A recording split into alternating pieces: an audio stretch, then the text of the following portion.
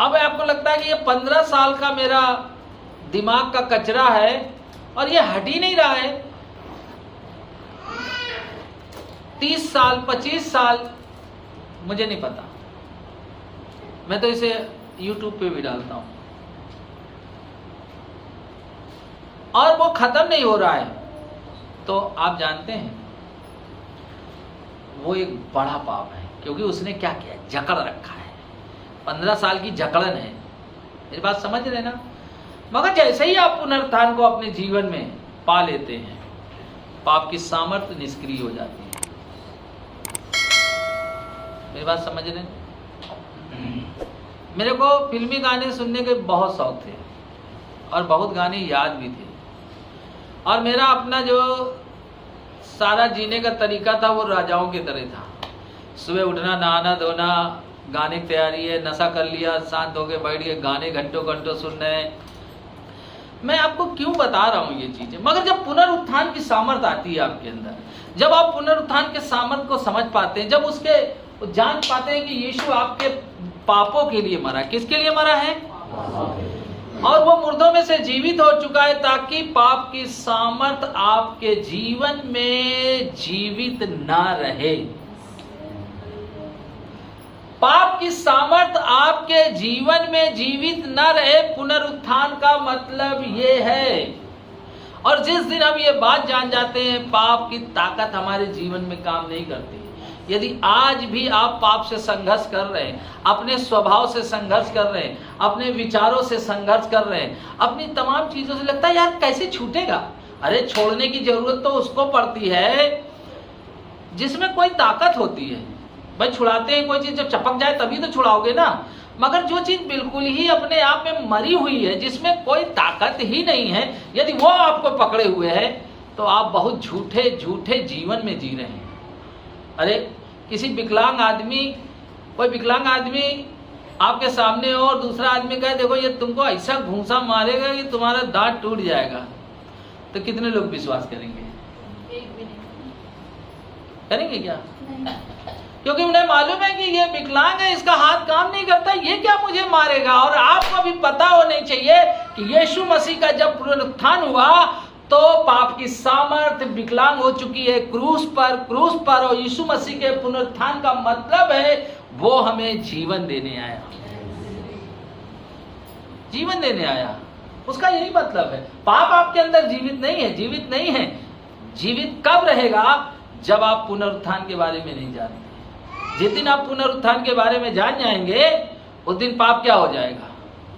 मर जाएगा, वो विकलांग हो जाएगा। खत्म नहीं हो जाएगा, बात समझिए, खत्म नहीं हो जाएगा, मर जाएगा। यानी वो क्रियाशील नहीं रहेगा। हाथ तो है मगर काम नहीं करता है, हाथ तो है मगर वो काम नहीं करता, आपके जीवन में काम नहीं करता। इसका मतलब यह नहीं है कि बेविचार आप होते हुए नहीं देखेंगे, इसका मतलब ये कि गाली आप नहीं सुनेंगे, इसका मतलब ये नहीं है कि आप लोगों को नशा करते हुए नहीं देखेंगे, इसका मतलब ये नहीं है कि आप लोगों को चुगली करते हुए नहीं देखेंगे, इसका मतलब ये नहीं है कि आप लोगों को झूठ बोलते हुए नहीं देखेंगे। मगर आप उसका एग्जाम्पल अपने जीवन में नहीं देंगे कि वो भी झूठ बोलता है तो क्या मैं भी झूठ नहीं बोल सकता? कई बार ना हम कहते हैं अरे वो भी विश्वासी है, पास्टर जी ऐसा करता है। हाँ वो करता है, मगर यदि आप पुनरुत्थान को जान गए हैं तो वो करता है, मगर वो तुम्हारे जीवन में काम नहीं करेगा। समझ रहे ना? वो तुम्हारे जीवन में काम नहीं करेगा, क्योंकि वो एक विकलांग हाथ के समान है। ऐसे ही यीशु मरा और वो जीवित हो गया है। और जब आपके जीवन में पुनरुत्थान आ जाता है, आप ये जान जाते हैं कि मैं भी जिंदा हो जाऊंगा, उस दिन कोई पाप नहीं काम करता। हर एक वचन एक ही दिन में आपके जीवन में आ जाता है। ऐसा नहीं है कि हम पाप करते रहते हैं। देखिए कई बार क्या होता है कि हमने सीखा नहीं है, हमने बाइबल में नहीं पढ़ा। हो सकता है जिस कलीसिया में हम जाते रहे हों वहां पे पास्टर जी ने बताया हो। ऐसी बहुत चीजें मेरे जीवन में हुई तो मुझे पता ही नहीं है, किसी ने बताया नहीं कि... मगर आपको पता है, आपको क्या है पता है। और जब आपको पता है तब आपको क्या करना है। यदि तो कहेंगे हम छोड़ेंगे, हम छोड़ेंगे। अरे आप क्या छोड़ोगे? अरे जो चीजें मरी हुई है उसे छुड़ाने की जरूरत नहीं है, वो कुछ कर ही नहीं सकती है। कब नहीं कर सकती है? जब आप अपने जीवन में पुनरुत्थान को ले लेते हैं कि मैं एक दिन मुर्दों में से क्या होऊंगा, तब तो पाप निष्क्रिय होता है, तब पाप जो है अपंगु हो जाता है। पाप आपके जीवन में क्या बन जाता है। और यदि आपको लगता है मैं जीवित नहीं होऊंगा, आपके जीवन में पाप अपंगु नहीं होता है, वो सामर्थी हो जाता है। और आप जीवन में पाप करते रहते हैं और आप दुहाई देते हैं, ये मुझसे नहीं छूट रहा, ये मेरी आदत है, ये मेरा काम है, ये मेरा स्वभाव है, मैं इससे बच नहीं पा रहा हूं, लोगों के कारण, इसके कारण, उसके कारण, उसने मुझे पाप में गिरा दिया। पाप तो मरा हुआ है, वो आपको कैसे गिरा सकता है?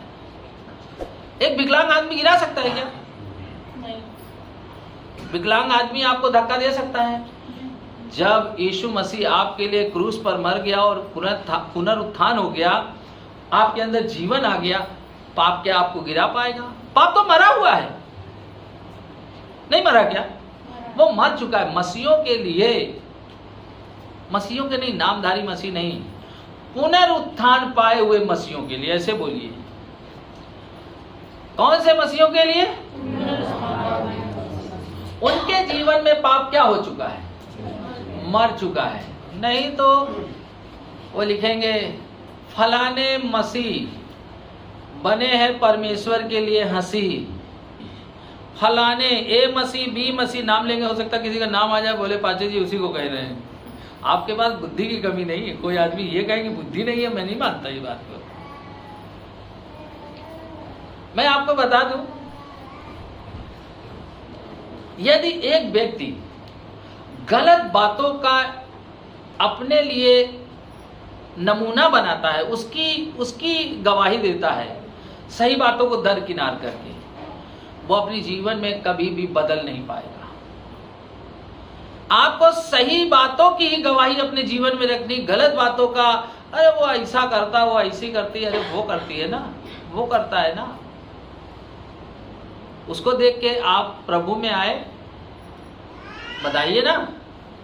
उसको देखा, दूसरे के चर्च के पास्टर को देखा, विश्वासी को देखा, किसको देखा? काहे के लिए? प्रभु को देखा। तो सामर्थ्य किसके अंदर काम करती है? जो नकली मसीह है। असली मसीह के अंदर कभी भी पाप काम नहीं करेगा। उसके लिए एक विकलांग की तरह है, दिखेगा तो लोगों के जीवन में अच्छा वो कर रहे हैं, कोई बात नहीं, मतलब उससे हम प्रेरणा नहीं पाएंगे। कई बार बोलते हैं देखा देखा फलाना आदमी ये कर रहा था, बोले वो कर रहा था, मम्मी तुम हमको बहुत पीटती हो, देखो वो फलाने का बच्चा देखो दिन रात मोबाइल देखता रहता है, बोले तुम हमको बहुत डांटते, देखो उसकी लड़की कैसे फर्राटे मार के मोटरसाइकिल में, हमको तो किसी से बात भी नहीं करने दे रहे हो। बोले हमारे फोन ही में निगरानी रहती है ना? सही है ना? बोलो सही कह रहा हूं कि नहीं कह रहा हूं? मगर जब आपके अंदर परमेश्वर के पुनरुत्थान की सामर्थ आ जाएगी, आपके अंदर, आपको आपके माता पिता नहीं सिखाएंगे, आपके पास्टर भी नहीं बता पाएंगे, आपके पति भी नहीं बता पाएंगे, बोल ही नहीं पाएंगे।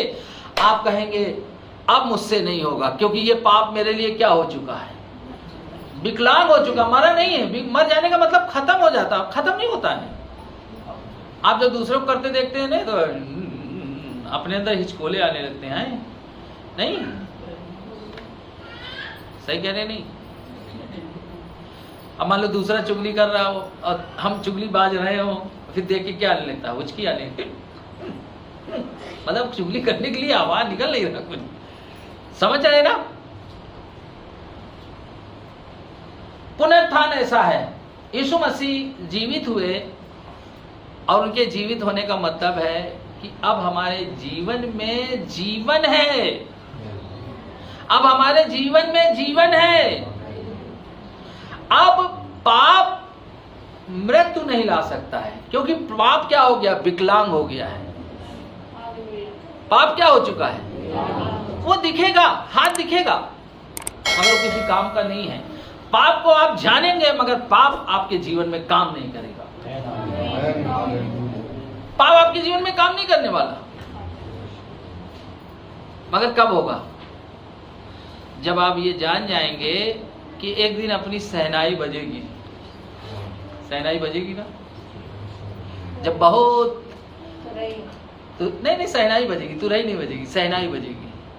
देखा होगा जब बहुत बूढ़े बूढ़े हो जाते तो धड़ बजा के उनको क्या करते हैं? विदाई होती है। कहीं भैया बहुत दिन तक जिंदा रहे।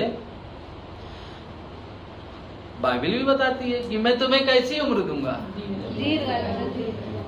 भजन संहिता 91 के 16 में लिखा, मैं तुम्हें लंबी आयु से क्या करूंगा। तो आपको परमेश्वर इस जीवन में लंबी आयु देगा, आपकी सहनाई बजाएगा। जब आप ये दुनिया से जाओगे तो कोई दुखी नहीं होगा, बोलेगा अरे भैया धन्यवाद, इनके नाती पोते ये 4 पीढ़ी 5 पीढ़ी तक जिंदा रहे, और जो कुछ करके गए देखो कितना कितना सब पूरा आशीष है, आशीष है। ये कब होगा? जब आप पुनरुत्थान की सामर्थ को जान जाएंगे। आप जान जाएंगे एक दिन आपका भी पुनरुत्थान होगा, और उस दिन से आपके जीवन में पाप मर जाएगा। नहीं तो आप चाहे जितना अपने आप को पवित्र बनाए, चाहे जितना माफी मांग ले, और फिर कोई करवा नहीं पाएगा। जब हमको जान गए तो आज भी हर कीमत चुकाने के लिए खड़ा रहता हूं।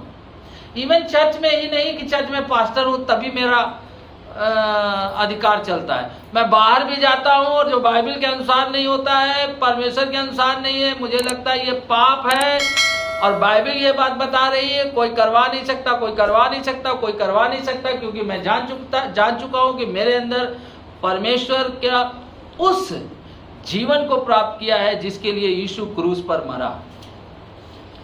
जब आप ये बात जान जाते हैं कि यीशु मसीह आपके लिए क्रूस पर मरा है, और उसने मरा क्यों? क्योंकि ताकि हम क्या पाए?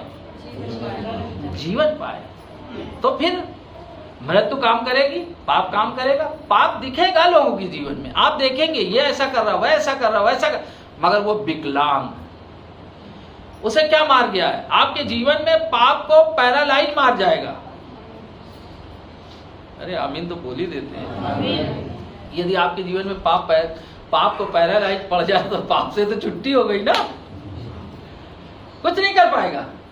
यशाया 26:19, तेरे मरे हुए लोग जीवित होंगे, मुर्दे उठ खड़े होंगे।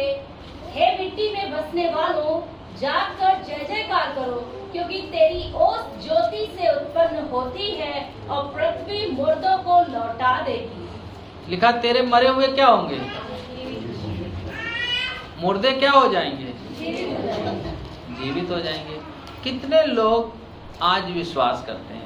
देखिए हाथ उठा लिया हमने, बहुत अच्छी बात है। फिर मैं कह रहा हूँ उठाए रहें ना, नीचे ना करें, उठाए अपना हाथ। यदि हम प्रार्थना कर ले रिगले बकाला बकोरिया नमकारा, तो ये हम क्या कर रहे हैं? कर्म कर रहे हैं, और लोग देख रहे यार दिखावा कर रहा है। दिखावा नहीं, हमारे कर्मों के द्वारा हम क्या बन रहे हैं। और यहाँ पे क्या कह रहा है यशाया 26:19 में क्या लिखा है? तेरे मरे हुए लोग जीवित होंगे। बस इतना ही लिखना, तेरे मरे हुए लोग क्या होंगे? जीवित होंगे। आप ये समझिए पुनरुत्थान का मतलब है मरे हुए लोग जीवित होंगे। समझ रहे ना? मरे हुए लोग क्या होंगे? जीवित होंगे। और जो व्यक्ति ये बात समझ लेता है, बहुत ध्यान से सुनिए, कि हम मरे हुए में क्या हो जाएंगे? जीवित हो जाएंगे। तब हम जान पाते हैं कि हम पुनरुत्थान को समझ पाए हैं। नहीं तो आपके जीवन में कौन कौन सी चीजें काम करेगी? शैतान का काम चालू रहेगा। शैतान का जो पहला काम है लोगों पर दोष लगाना। ये तो बहुत सरल है, कहीं भी बैठ के किसी भी जगह लेटे बैठे उठते चलते फिरते नाचते घूमते दोष लगाना तो बड़ा आसान है, नहीं है क्या? इसके लिए कोई टाइम निकालना पड़ता, ऑफिस तो बना नहीं है इसका। किचन में भी चालू हैं, कलेसिया में भी चालू हैं, घर में भी चालू हैं, ऑफिस में भी चालू हैं, रास्ते में भी चालू है, कहीं भी चालू हो सकते, नहीं हो सकते क्या? शैतान के काम आपके जीवन में सक्रिय रहेंगे। यदि आप पुनरुत्थान को नहीं समझ पाए हैं, आपको वचन के अनुसार चल पाना बहुत कठिन होगा। वचन के अनुसार चल पाना कठिन होगा, क्योंकि वचन कहेगा ये नहीं करना, और आप कहोगे अरे हम नहीं करेंगे, हम नहीं करेंगे। क्यों? क्योंकि आपको ये विश्वास नहीं है कि आप एक दिन मुर्दों में से क्या होंगे। जिस दिन आपको ये पता चल जाएगा, तब जानते हैं आप अपनी सबसे प्रिय चीज छोड़ देंगे। यदि आज हम अपने जीवन में अपनी बुरी आदतों को, अपनी चीजों को नहीं छोड़ पा रहे, उसका यही कारण है कि हम ये जान ही नहीं पाए कि हम एक दिन जिंदा हो जाएंगे। हमें तो ये, जैसे 12 चेले थे, यीशु मसीह कहते थे कि मैं जीवित हो जाऊंगा, तो सोचते हमें कहानी बता रहे यार, बताए रहो कहानी। नहीं, चेले समझ नहीं पाए, और यीशु मसीह जब जिंदा हो गए तो कहीं अरे मैंने तुमसे कहा नहीं था।